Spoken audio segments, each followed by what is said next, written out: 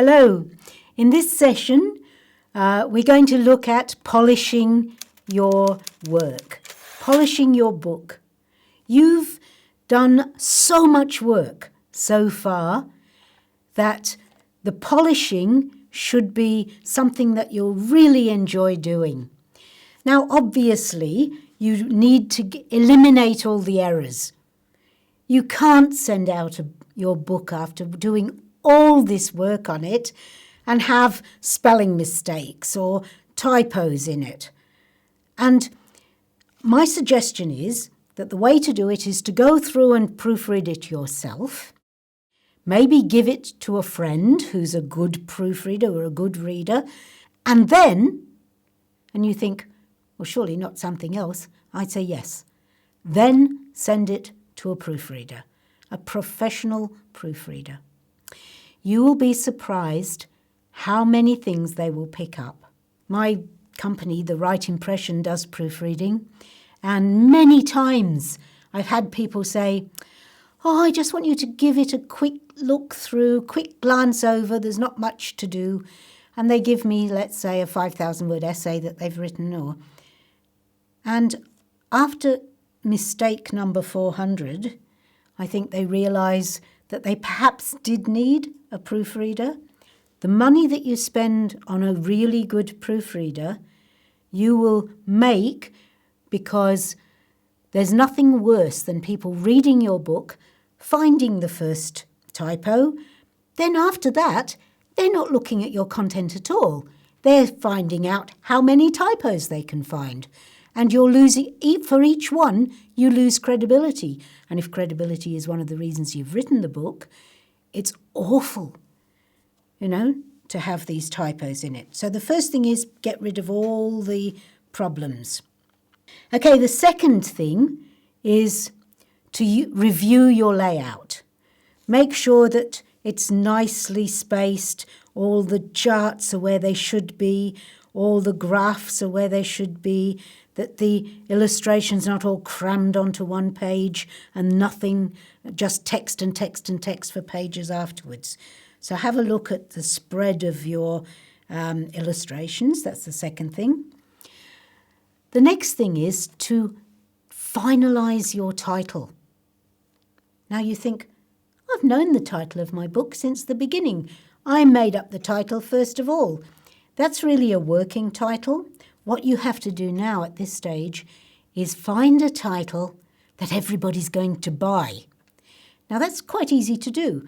You make a brainstorm, a whole list of titles. Get your friends in, have a cocktail party to brainstorm titles. Write them all down. And then get people to say, would I buy this book? If it was called this, would I buy a book called this? Which book am I most likely to buy? And you'll get a sense of which titles are going to be the most lucrative or the most credible for your market. So you finalise the title. Then you can design your cover. Oh, I love this part. I love working with a graphic designer backwards and forwards. Oh, can it be red? Can it be this colour? Can this be here? And seeing all the different possibilities. It's great to design your cover. I use a graphic designer for most covers. Sometimes you don't get a choice, but let's say it's part of a series and you have to go with the series cover. But designing a cover is great. The next thing to do is to get your foreword written. A lot of people say to me, but who can we get to write a foreword? Should I ask my neighbour to write a foreword? No. You should ask the best person that you could possibly imagine to write your foreword. If you ask one of the experts that you've already approached as an expert that was willing to put a quote into your book, they might be very, very happy to write a foreword for you. And why?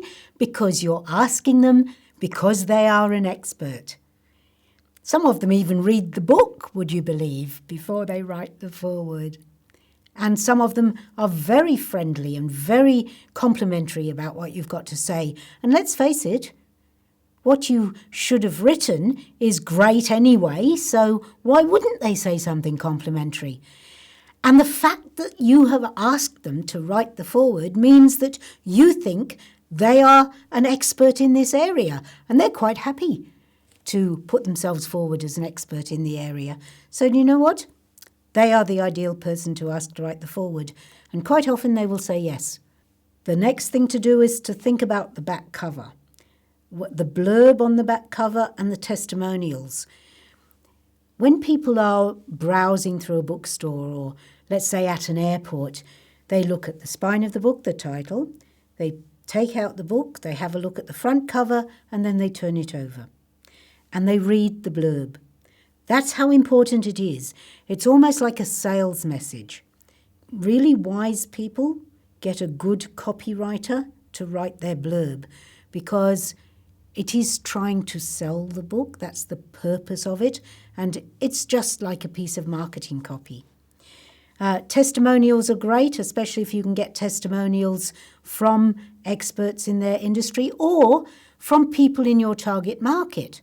So when you sent it out to, let's say, this nutrition book, to mums who have children under 5, and one of them said, "This is the best book on infant nutrition that I've ever read." That's a great testimonial, mum of 5-year-old. So those are the sort of things that you need to think about in terms of your blurb and testimonials.